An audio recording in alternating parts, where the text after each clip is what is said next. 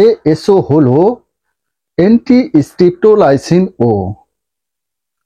রক্তের এই পরীক্ষাটি করা হয় আমাদের শরীরে কোনো বাচ্চার আছে কিনা তা নিশ্চিত হওয়ার জন্য।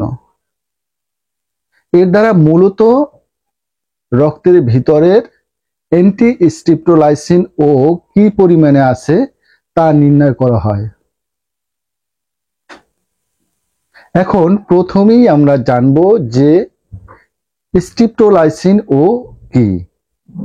স্ট্রেপ্টোলাইসিন ও হলো গ্রুপ এ এর স্ট্রেপ্টোকক্কাস ব্যাকটেরিয়া দ্বারা তৈরি হওয়া এক ধরনের টক্সিন বা বিষ।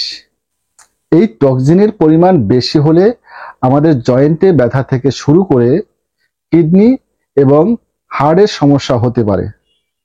এই ধরনের ব্যাকটেরিয়ার ভিতরে আছে যেমন অ্যাসারশিয়া কোলাই। এখন প্রশ্ন হলো যে অ্যান্টি-স্ট্রেপ্টোলাইসিন ও কি। অ্যান্টি-স্ট্রেপ্টোলাইসিন ও হলো আমাদের ইমিউনিটি সিস্টেম দ্বারা তৈরি হওয়া এক ধরনের অ্যান্টিবডি, যেটা স্ট্রেপ্টোলাইসিন ও নামক টক্সিনের সংস্পর্শে আসা মাত্র আমাদের বডি ওই স্ট্রেপ্টোলাইসিন ও এর বিরুদ্ধে তৈরি করে। কেন একজন চিকিৎসক রক্তের এএসও টাইটার পরীক্ষা করাবেন? প্রধানত আপনার যদি জ্বর ও জয়েন্টে ব্যথা থাকে, তারপরে গলা ব্যথা, শরীর ফোলা, বুকে ব্যথা, বুক ধড়ফড় করা, শ্বাসকষ্ট ও উচ্চ রক্তচাপ হলে একজন চিকিৎসক আপনার এএসও পরীক্ষা করাতে পারেন।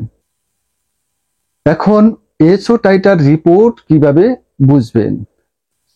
স্বাভাবিক একজন মানুষের এএসও টাইটারের পরিমাণ 200 ইউনিট পার মিলিলিটার হতে পারে, তবে রিয়াজেন্ট বা বয়স ভেদে এটা কম বেশি হতে পারে।